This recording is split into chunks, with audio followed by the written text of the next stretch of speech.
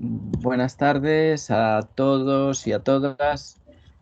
Vamos a iniciar esta segunda sesión de las microjornadas de la Comisión de Igualdad en relación, en esta ocasión, con algoritmos y discriminación en el empleo. Bueno, las primeras palabras tienen que ser después de agradecimiento a David Gutiérrez Colominas y a Joan Agustí, porque ellos han sido los organizadores, los que han llevado adelante esta iniciativa, que creo que bueno, va a reunir, ya lo ha hecho en las primeras microjornadas y en estas segundas, va a reunir alrededor, pues, de un tema de actualidad, pues a personas que hemos intentado elegir, pues con una cierta tripartición, que viniera alguien de la judicatura para que nos explique el tema más,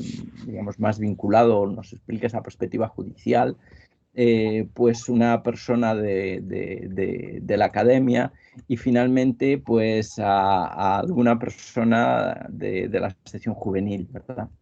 En este caso en concreto, pues os quiero agradecer a las tres personas que van a intervenir, pues que hayáis atendido esta invitación de la Comisión de Igualdad.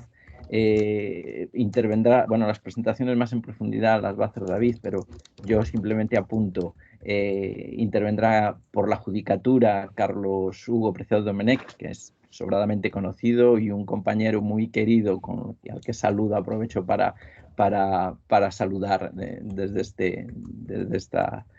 en este momento, ¿verdad? Y después Pilar Rivas Vallejo, que es catedrática y también una vieja conocida. Bueno, lo de vieja no es porque seamos viejos, ¿no? Pero quiero decir que ya llevamos bastante tiempo conociéndonos. Y finalmente Xavier Gómez García, que está pues en una universidad, la de León, muy activa en todos estos temas y en muchos más. La Facultad de Derecho de León es una universidad muy activa.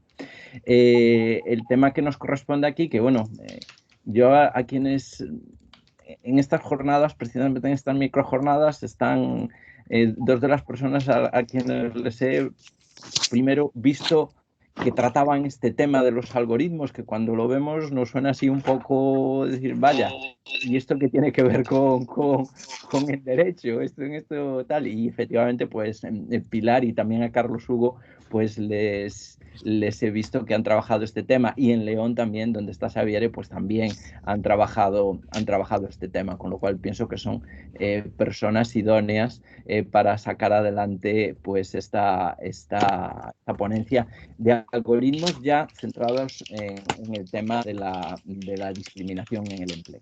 Con ello, pues os agradezco de nuevo a las personas asistentes por estar aquí dando soporte y sentido, pues a estas microjornadas, a los intervinientes, a las personas intervinientes, y finalmente ya de nuevo a Joan y David por su esfuerzo, y le paso la palabra a David. Muchas gracias. Bien, muchas gracias, Fernando. Bienvenidos y bienvenidas a todos y a todas a esta segunda edición de las microjornadas. Como señalaba Fernando, yo voy a asumir la presentación y moderación de esta sesión, que, como muy bien ha señalado Fernando, contamos con tres personas excelentes y de reputado prestigio para abordar el tema sobre los algoritmos y la discriminación en el empleo. La estructura del desarrollo de la microjornada de hoy va a ser idéntica a la de la primera sesión, y por lo tanto van a haber tres participaciones de 20 minutos cada una de ellas, y cuando finalice cuando finalicen todas las participaciones, se abrirá un turno de debate en el que cualquier persona asistente puede formular preguntas, ya sea a través del chat, ya sea a través de voz y vídeo, ¿de acuerdo? Por lo tanto, todas las peticiones o preguntas se pueden ir introduciendo en el chat.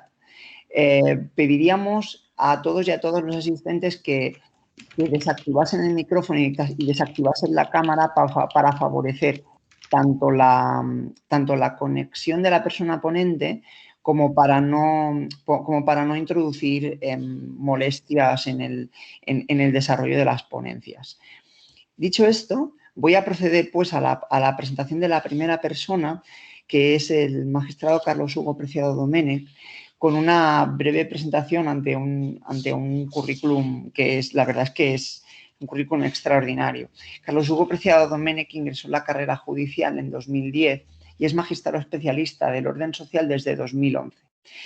Carlos Hugo obtuvo la primera posición en la fase de escuela y fue el número 1 del orden de prelación en la posición a magistrado especialista del orden social en 2011, y el órgano en el que actualmente presta servicios es la Sala Social del Tribunal Superior de Justicia de Cataluña. A nivel académico, Carlos Hugo es doctor en Derecho por la Escuela Internacional de Doctorado de la UNED, con el título de su tesis, que fue Teoría General de los Derechos Fundamentales en el Contrato de Trabajo. Fue dirigida por el profesor Bailos Grau, por el profesor Mercader Uguina y por la profesora Alonso García. Dicha tesis le permitió obtener el premio extraordinario de doctorado y ha ejercido además funciones docentes en la Universidad Rovira i Virgili desde 2011 hasta 2020 y en ESADE desde 2015 a 2018. Asimismo, desde un plano más científico, ha publicado un total de 4 monografías y más de 30 artículos de revista abordando diversas materias en el ámbito del derecho del trabajo y de la seguridad social, entre las que destacan, por poner algunos ejemplos, videovigilancia en el trabajo, derechos digitales de las personas trabajadoras, protección de datos, etc. Se trata, por lo tanto, de una de las voces judiciales más autorizadas en materia de derechos fundamentales y nuevas tecnologías, y es un auténtico honor y placer tenerle hoy participando en esta microjornada. Carlos Hugo, cuando quieras, la audiencia es tuya. Muchas gracias por tu participación. Pues muchas gracias, David, y muchas gracias a todos. Yo no sé si el currículum pues es del todo fiable, ¿no? Porque yo la verdad que en estas cosas ando siempre muy cojo y leo mucho a Pilar y a gente que de verdad se ha preocupado de estudiar esto en serio, ¿no? Yo la aproximación que hago es una aproximación de gente de letras, ¿no? Y la gente de letras, pues esto de los números, los algoritmos y tal, pues la verdad es que no lo tenemos dentro de lo básico, ¿no? Y entonces yo lo que voy a intentar es hacer una exposición lo más corta y amena posible y centrarme al final sobre 3 o 4 cuestiones que jurisdiccionalmente pues pueden presentar su interés. Yo pues tengo que reconocer que, a ver, académicamente esto se ha trabajado muchísimo y yo la verdad es que, bueno, la aproximación que voy a hacer, ya digo, es muy básica, ¿no? Entonces, lo primero que hay que decir que, bueno, pues todo el tema de los algoritmos, la inteligencia artificial, el Big Data, pues ya están presentes en el ámbito laboral, ya se ha legislado sobre la cuestión y era una cuestión que hace pues no tantos años era un poco, sonaba ciencia ficción, ¿no? Isaac Asimov y todas estas cuestiones. Sin embargo, ahora esto pues, bueno, ya lo tenemos encima del tapete legislativo y ya está en el ámbito de la Unión Europea, del Consejo de Europa, como luego veremos, dentro de lo que es la agenda normativa, ¿no? Lo que se ha llamado discriminación o algorítmica, no sé si se va a acuñar ya este concepto, pero bueno, ya empieza a cobrar cierta importancia y empiezan a haber algunas resoluciones jurisdiccionales sobre la cuestión y yo creo que va a ser una cuestión que dentro de breves años pues vamos a tener muy normalizada dentro de lo que son las resoluciones jurisdiccionales en esta materia, ¿no? Yo lo primero que creo que tenemos que hacer o que tengo que hacer al menos yo, ¿no? Como centro de reflexión para encauzar la ponencia es un poco un pequeño glosario, ¿no? Porque hablamos a veces de algoritmo y yo la verdad si no retomo cada vez la definición y en qué consiste la misma, puedo tener un concepto intuitivo pero no quizá muy preciso, ¿no? Lo mismo que inteligencia artificial o Big Data, ¿no? Tratamiento masivo de datos. Entonces, algoritmo es toda secuencia finita de reglas formales, que son operaciones lógicas o instrucciones que permiten obtener un resultado a partir de una entrada inicial de información. Esta información, y en lo que aquí nos atañe, pues puede venir referida a una persona física identificada o identificable, en cuyo caso estaremos hablando de algoritmos dentro del marco jurídico de la protección de datos o no, en cuyo caso, pues bueno, podremos hablar de discriminación en función del impacto que tenga, pero de protección de datos, pues difícilmente, ¿no? Y esa es una cuestión que ya apunto que va a ser importante en cuanto al régimen jurídico, ¿no? Determinar cuáles van a ser los armazones normativos tutelantes de los derechos de las personas, trabajadoras fundamentalmente, ante el uso de algoritmos en decisiones automatizadas o en decisiones que les puedan, en definitiva, afectar en el ámbito de las relaciones laborales, ¿no?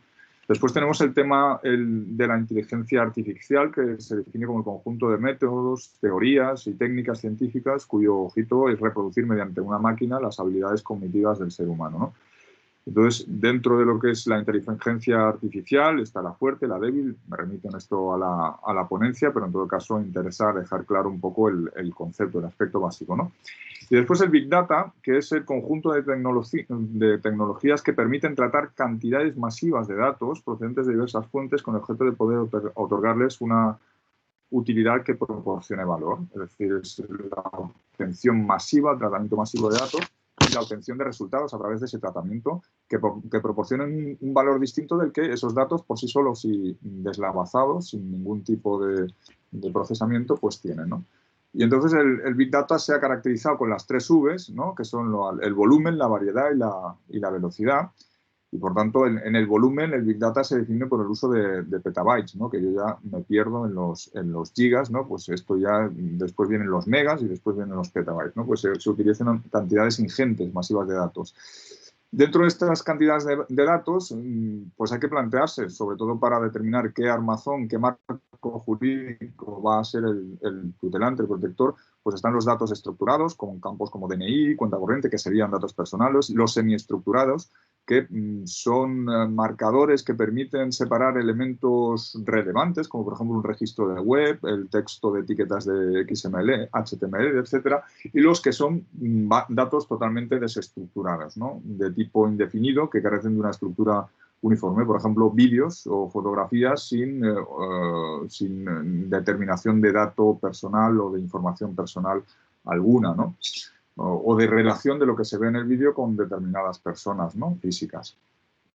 Cuando la velocidad en la captura del movimiento de procesos de datos se hace a gran velocidad, llegando a ser a veces incluso en tiempo real, y vistos pues las 3 Vs, ¿no? Volumen, variedad y velocidad, en el Big Data pues también importan pues desde el punto de vista ético-jurídico la veracidad, la variabilidad y el valor, ¿no? Que son los 3 vectores, digamos, éticos jurídicos que entrarían dentro de lo que es el manejo del Big Data.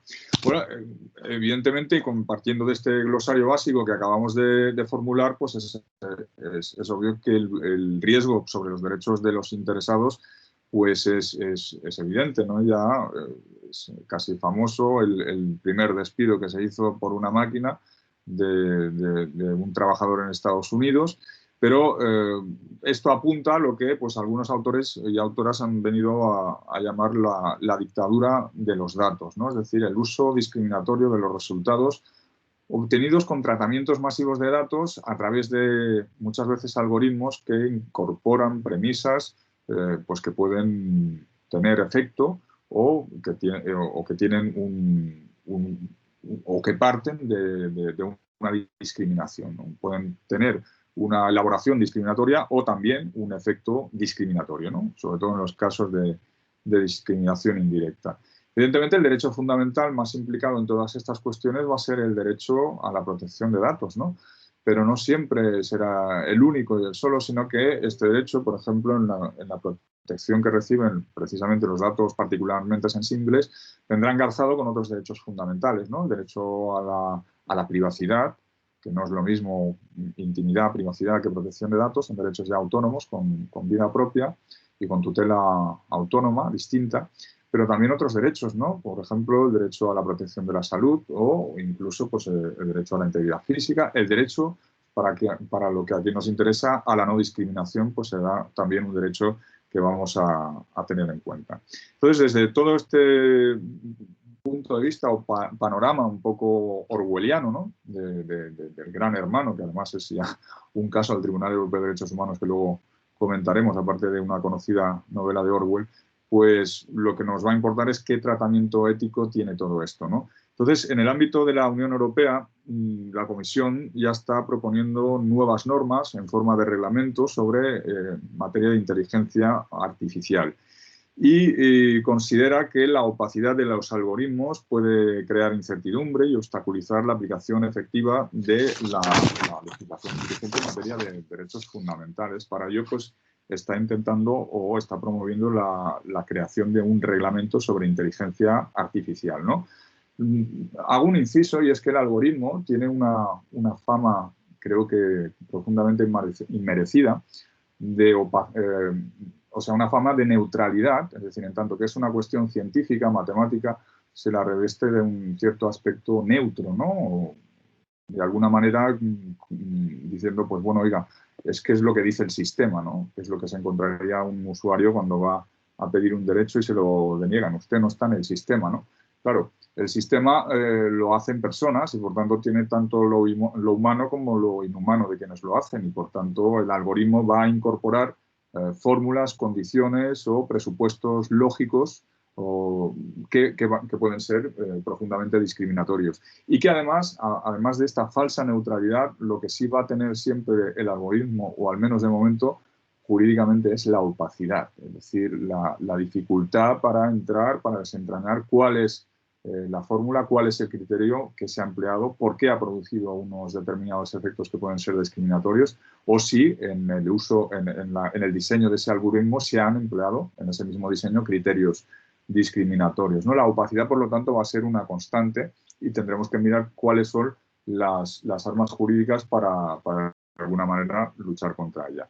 Desde el punto de vista del Consejo de Europa, pues se ha establecido unos 5 principios de la Carta Ética Europea, que lo ha hecho la Comisión Europea para la Eficiencia de la Justicia, sobre el tema de inteligencia artificial, ¿no?, en los sistemas judiciales. Y son básicamente el principio de respeto a los derechos fundamentales, el principio de prohibición, como no podía ser de otra manera, de la discriminación, el principio de calidad y seguridad de los datos que se recaben y que se traten, el principio de transparencia para luchar contra esa opacidad de la que hablábamos, es tan propia del algoritmo, ¿no?, y el principio bajo control del usuario, ¿no? Es decir, que el usuario pueda estar en todo momento informado de cuáles son los datos, cómo se han tratado, qué criterios, qué algoritmos, quién lo ha diseñado y sobre todo a quién puede dirigirse para que le dé una respuesta humana a su pretensión, ¿no?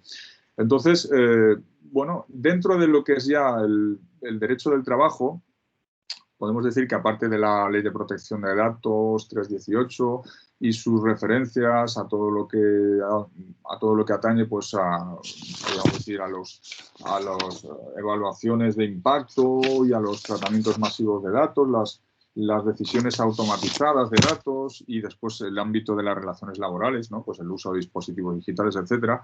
Los algoritmos, podemos decir que entran de lleno en lo que es el derecho del trabajo y en el armazón de los deberes del empresario con el Real Decreto Ley 9/2021 de 11 de mayo, donde se modifica el Estatuto de los Trabajadores y se reconoce un nuevo derecho de información y consulta, por tanto una garantía colectiva de los derechos de las personas trabajadoras a través de la modificación del artículo 64. Entonces, el deber por parte de la empresa de informar a los representantes de los trabajadores en la empresa, pues bueno, pues de todos los algoritmos que puedan dar lugar a tratamientos de datos que puedan tener efectos sobre el patrimonio jurídico de las personas trabajadoras en la empresa, ¿no?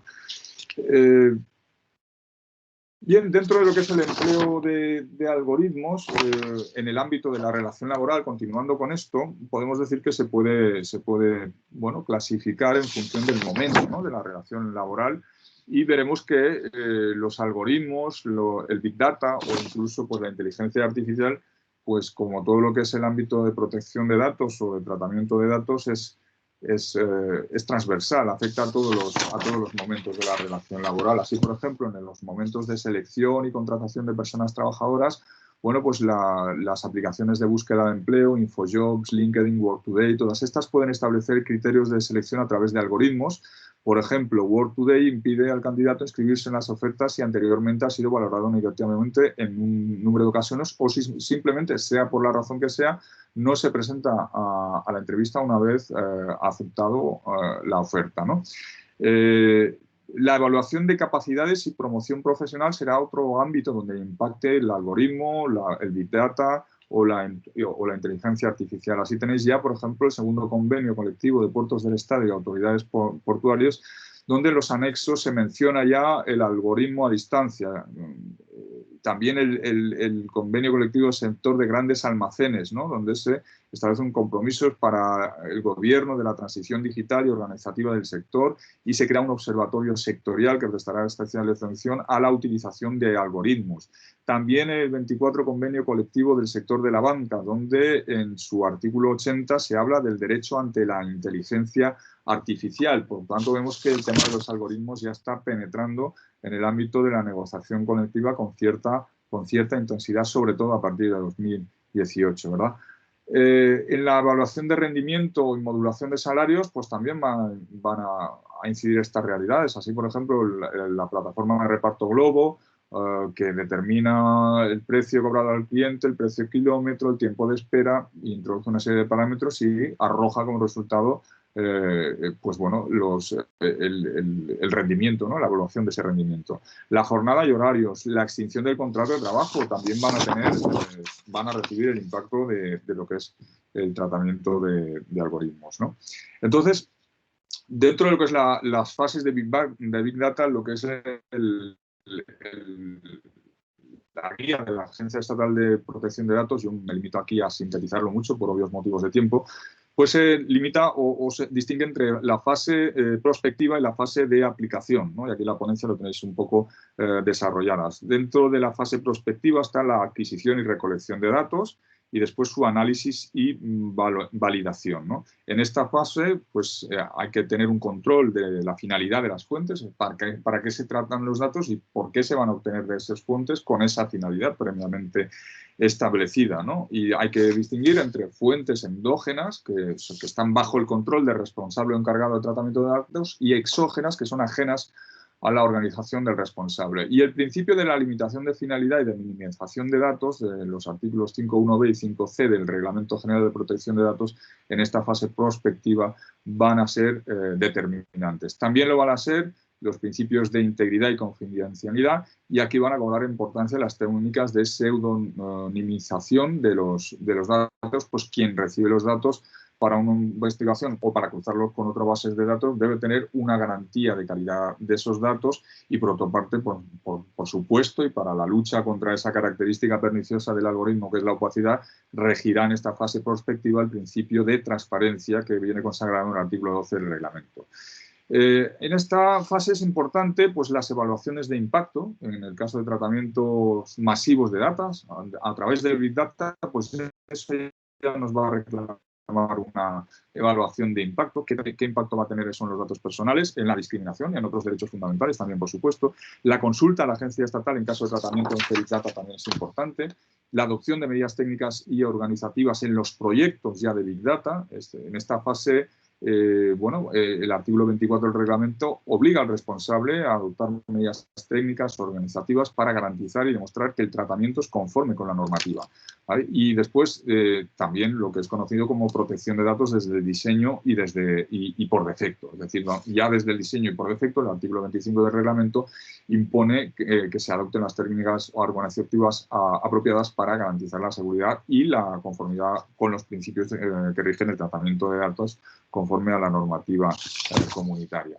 En la fase aplicativa, pues aquí tendremos cuestiones como el almacenamiento y la explotación de esos datos, y aquí van a jugar principios como la necesidad de registrar las actividades de tratamiento en caso de Big Data, el deber de nombramientos de delegados de protección de datos en caso de tratamientos masivos, la notificación por el responsable de tratamiento de posibles violaciones de seguridad a los titulares de los datos, y el deber de cooperación con las autoridades de control.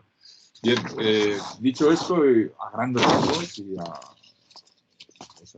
un poco a salto de mata, ¿no?, sobre lo que estamos viendo, yo me remito en todo caso a la ponencia y prefiero suscitar cuestiones. Pues el tema de la discriminación por medio de algoritmos, yo creo que no va a ser una discriminación distinta. O sea, vamos a tener los tipos de discriminación que venimos acuñando y que tenemos en la Ley Orgánica 3/2007 de igualdad entre mujeres y hombres, que viene regulados en los artículos 3 a 13, y entonces el marco protector antidiscriminatorio frente a la realidad del tratamiento de datos, sean, y lo subrayo, sean datos personales o no personales, porque la discriminación se va a producir igual, pues van a ser los artículos 3 a 13 de la Ley Orgánica de Igualdad de Mujeres y Hombres, el 96 y 117 a 184 de la Reguladora de la Jurisdicción Social. Las causas, los tipos de discriminación, ¿es distinta la discriminación algorítmica? ¿Es una discriminación distinta? No, es un medio de discriminar distinto. Eso es lo que yo entiendo, ¿no? Entonces vamos a jugar, vamos a manejar pues, la discriminación directa, por ejemplo, en un algoritmo que en la selección de personal, pues bueno, trate el dato del sexo y excluya lisa y llanamente a personas de un sexo de las del otro sexo. Eso sí se hace en un anuncio de prensa, queda evidente, palpable y sangrantemente discriminatorio, pero si se hace por medio de un algoritmo, la opacidad de que goza el algoritmo va a impedir que eso se sepa, salvo si en los resultados se hace evidente o salvo si se destapa, digamos, el contenido, el código fuente de ese algoritmo, y se puede saber que se ha empleado un criterio directamente discriminatorio. La discriminación indirecta, bueno, pues también va a tener lugar con los algoritmos, ¿no? Por ejemplo, personas afectadas por un despido colectivo priorizando categorías por franjas de edad, antigüedad o también, ¿por qué no?, por sexo o por edad fértil, ¿no?, en el caso de mujeres o de hombres, ¿no? Eso también va a ser una discriminación directa en muchos casos, pero en muchos casos se pueden emplear criterios aparentemente neutros que produzcan un efecto adverso, en cuyo caso nos hallaremos en discriminación indirecta. Carlos, te quedan 5 minutos para empezar la intervención. Pues voy terminando ya. Entonces, bueno, en todo caso, yo creo subrayar que lo que vamos a encontrarnos en los casos de discriminación pues serán los mismos tipos de discriminación, directa, indirecta, acoso sexual, acoso por razón de sexo, etcétera, que podrán articularse algorítmicamente y con las dificultades que ello añade. Y termino ya. ¿Qué tutela jurídica vamos a tener aquí? Pues bueno, tenemos en primer lugar una tutela preventiva, ¿no? Ante la discriminación, los planes de igualdad 45 a 49, por supuesto, creo yo, tendrían que ocuparse y preocuparse de añadir un apartado, más ahora con la modificación del 64 del Estatuto, que incluya cuáles son los algoritmos que están produciendo decisiones automatizadas en la empresa y que pueden afectar en cualquiera de las fases de la relación laboral, selección, modificación de condiciones, extinción, etcétera. Y por otro lado, los tratamientos masivos de datos y cuando impliquen tratamientos de datos personales van a tener que someterse a la normativa de protección de datos y los algoritmos, pues también. Para ello tendremos la tutela, cuando sean datos personales, de las decisiones automatizadas, el artículo 22 del Reglamento General de Protección de Datos. También tendremos las evaluaciones de impacto, ¿no? Ahí también va a incidir como tutela preventiva. En materia de tutela colectiva, pues a partir de ahora los representantes de los trabajadores tienen derecho a ser informados de los parámetros, reglas, instrucciones en los que se basan los algoritmos o sistemas de inteligencia artificial que afectan a la toma de decisiones y que puedan incidir no solo en la discriminación, sino en cualquier otra condición de trabajo, incluida la elaboración de perfiles. La tutela judicial, bueno, pues aquí yo quiero hacer una mención, y es que yo creo que tenemos una doble tutela, ¿no?, que es importante. Si hablamos de discriminación, a todos nos viene a la mente la inversión de la carga de la prueba del artículo 96 de la Ley Reguladora y del 13 de la Ley Orgánica de Igualdad de Mujeres y Hombres, pero yo creo que a esta tutela de inversión de la carga de la prueba hay que añadir otra que cuando se trata de datos personales es mucho más importante, porque nos ayuda a despojarnos de la carga de luchar contra la marmórea opacidad del algoritmo. Y esta no es otro principio que el principio de responsabilidad proactiva, que lo tenéis en el artículo 5.2 del Reglamento General de Protección de Datos, que implica que en estos casos, cuando se trate de datos personales, quien debe probar que el tratamiento de esos datos se ha producido sin incurrir en discriminación, no es el trabajador, que no tiene ya ni siquiera la carga de aportar indicios, más indicios que el que se han tratado sus datos. Punto. A partir de ahí va a ser la empresa la que va a tener que probar que el algoritmo no contenía criterios discriminatorios en su diseño y que además no produce un impacto discriminatorio en sus efectos. Por tanto, yo creo que esto es importante añadirlo, porque es una tutela reforzada, ya no solo no es necesario aportar indicios, porque el principio de responsabilidad proactiva lo único que requiere es que haya un responsable y un interesado, y que los datos del interesado se hayan tratado por el responsable. Será el responsable entonces quien, ante la alegación del interesado de una discriminación, tendrá que probar que ese algoritmo no la contiene, ni en su diseño, ni en sus efectos. En cuanto a la tutela reparadora, bueno, pues tenemos el artículo 10 de la Ley Orgánica de igualdad de mujeres y hombres. La nulidad va a ser la consecuencia jurídica. Bueno, tenemos la sentencia 61/2021 del Tribunal Constitucional, que habrá que ver cómo se desarrolla. Yo ya anuncio que van a haber pronto pues, sentencias probablemente que se ocupen de esa cuestión, de si el efecto jurídico de la obtención de pruebas es nulo en cuanto al despido o no lo es. Y ya para terminar, cito y me remito a la ponencia la novedosa sentencia del 25 de mayo del 21 del caso Big Brother Watch y otros contra el Reino Unido, del Tribunal Europeo de Derechos Humanos, la Gran Sala, donde se resumen básicamente los criterios que está siguiendo el tribunal ante la interceptación masiva de datos, ante la obtención incluso de fuentes de información de gobiernos extranjeros y también ante la obtención de datos de comunicaciones de fuentes de periodistas, lo cual nos sitúa ante un panorama verdaderamente preocupante. Y en esta sentencia, que tiene un par o tres de votos particulares, importante el de Pablo Pinto, pues establecen un poco los parámetros que van a guiar la tutela desde el punto de vista del Consejo de Europa. Ya con esto termino mi intervención y os doy las gracias a todas y a todos por vuestra paciencia y vuestra atención. Gracias.